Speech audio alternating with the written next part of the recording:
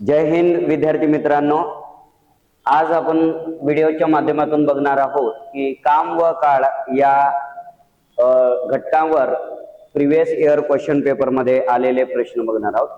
Question number 1 कडे वळूया। X हा एक काम 20 दिवसात करतो, वाय हा तेच काम 30 दिवसात करतो व एक्स वाय व झेड मिळून तेच काम 6 दिवसात पूर्ण करत असतील तर एकटा झेड हा ते काम किती दिवसात पूर्ण करतात, अशा पद्धतीचा प्रश्न आहे।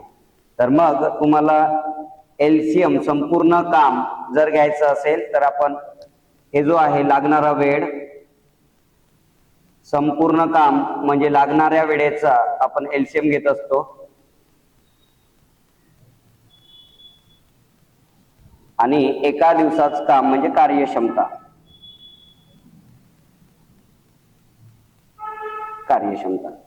सपोज 20, 30 आणि 6 चा एलसीएम आपण घेतला 60। आता संपूर्ण काम हे 60 युनिटच घेतलं पाहिजे असं काही गरजेचं नाही, त्याच्या पटीतली सुद्धा संख्या घेऊ शकता किंवा कितीही घेऊ शकता असं काही गरजेचं नाही।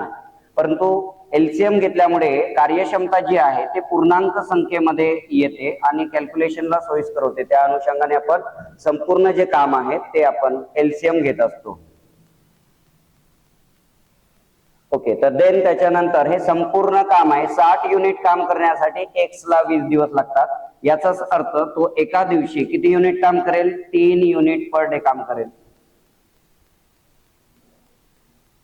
वाय हा 60 युनिट काम करण्यासाठी 30 दिवस लावत आहे, म्हणजे 2 युनिट पर डे तो काम करेल आणि तिघे मिळून 60 युनिट काम करण्यासाठी 6 दिवस लावत आहे, म्हणजे याचा अर्थ 60 डिवायडेड बाय 6 म्हणजे 10 युनिट पर डे काम करतील। जर मग याच्यामध्ये जर विचार केला तर झेड हा एका दिवशी किती काम करेल? तिघांचं काम होत आहे 10 युनिट, हे दोघं एक्स आणि वाय हे 5 युनिट काम करत असतील, म्हणजे याचा अर्थ 10 - 5 म्हणजे 5 युनिट पर डे हे झेडचं काम असेल। सो देअरफॉर झेड ला संपूर्ण काम किती करायचं आहे? 60 युनिट। मग झेड ला संपूर्ण काम करण्यासाठी किती दिवस लागतील? तर 60 डिवायडेड बाय 5 12 पंचे 60 म्हणजे 12 दिवस लागतील, म्हणजे ऑप्शन क्रमांक बी हे तुमचं उत्तर असायला पाहिजे। आणि हा क्वेश्चन एसआरपीएफ गट क्रमांक 3 जालना पोलीस भरती 2024 नागपूर पोलीस भरती 2023 ला विचारलेला आहे। प्रश्न क्रमांक 2 चंद्रपूर बॅट्समॅन पोलीस भरती 2024 मध्ये विचारलेला प्रश्न, तसंच एसआरपीएफ गट क्रमांक 5 2023 ला विचारलेला काम व काळ या घटकांवरती प्रश्न। ए व बी एक काम 12 दिवसात पूर्ण करतात, बी व सी तेच काम 15 दिवसात पूर्ण करतात आणि ए व सी मिळून तेच काम 20 दिवसात पूर्ण करत असतील तर एकटा बी ते काम किती दिवसात पूर्ण करेल? 12, 15, 20 चा एलसीएम घेणार आपण 60। 60 युनिट काम करण्यासाठी 12 दिवस लागत असेल, म्हणजे 5 unit per day, 4 unit per day, then 3 unit per day.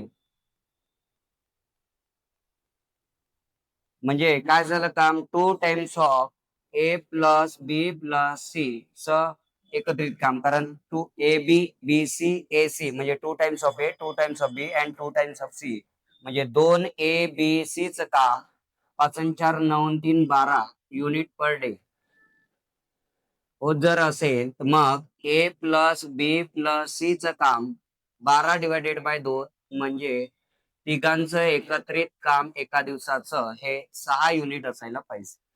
So therefore एकटा बी ते काम किती दिवसात पूर्ण करेल? मग ए सी च एका दिवशीचं काम किती युनिट होत आहे? 3। मग 3 युनिट काम वजा करा, म्हणजे बी च एका दिवसाचं काम 6 - 3 म्हणजे 3 युनिट पर डे, म्हणजे याचा अर्थ एका दिवशी 3 युनिट जर काम करत असेल बी आणि 60 युनिट काम जर करायचं असेल तर मग बी ला लागणारे दिवस मग 60 डिवायडेड बाय 3 म्हणजे नथिंग बट 20 दिवस त्याला ते काम पूर्ण करण्यासाठी लागतील, म्हणजे ऑप्शन क्रमांक सी हे तुमचं उत्तर बरोबर राहील। नेक्स्ट क्वेश्चन, नांदेड पोलीस शिपाई भरती 2023 मध्ये विचारलेला. ए ची कार्यक्षमता बी पेक्षा दुप्पट आहे. काय काय दिलेलं आहे? कार्यक्षमता, इफिशियन्सी दिलेली आहे. म्हणजे ए ची कार्यक्षमता 2 युनिट पर डे असेल, तर ए ची बी ची कार्यक्षमता 1 युनिट पर डे ही असणार आहे. कारण इथं बोललेलं आहे ए ची कार्यक्षमता बी पेक्षा दुप्पट आहे. जर दोघे मिळून ते काम 14 दिवसात पूर्ण करत असतील, संपूर्ण काम करण्यासाठी त्यांना किती दिवस लागत आहे? 14 दिवस. म्हणजे यांचं ए व बी यांनी एका दिवशी मिळून 2 आणि 1 3 युनिट पर डे काम करत असतील आणि याच पद्धतीत 14 दिवस जर काम जर केले तर संपूर्ण काम एका दिवशी 3 युनिट, याच प्रकारे 14 दिवस म्हणजे 14 तेरी 42 युनिट हे संपूर्ण काम होईल. मग ते संपूर्ण काम 42 युनिट काम एकटा ए हा किती दिवसात पूर्ण करेल? मग 42 युनिट काम करण्यासाठी एकटा ए हा एका दिवशी 2 युनिट जर काम जर करत असेल तर त्याला किती दिवस लागतील? 21 दिवस लागेल. म्हणजे ऑप्शन क्रमांक सी हे तुमचं उत्तर राहील. नेक्स्ट प्रश्न बघू आपण. पुणे ग्रामीण पोलीस चालक भरती 2024 तसंच सिंधुदुर्ग चालक पोलीस भरती 2021 ला विचारलेला प्रश्न. अ हा ब च्या दुप्पट वेगाने काम करतो. अ हा 2 युनिट काम करत असेल तर बी हा 1 युनिट काम करेल. तर क हा अ व ब च्या दोघांच्या एकत्रित कामाइतके काम करतो. म्हणजे समजा सी हा दोघांच्या एकत्रित कामाइतके काम करतो म्हणजे 3 युनिट पर डे काम करेल.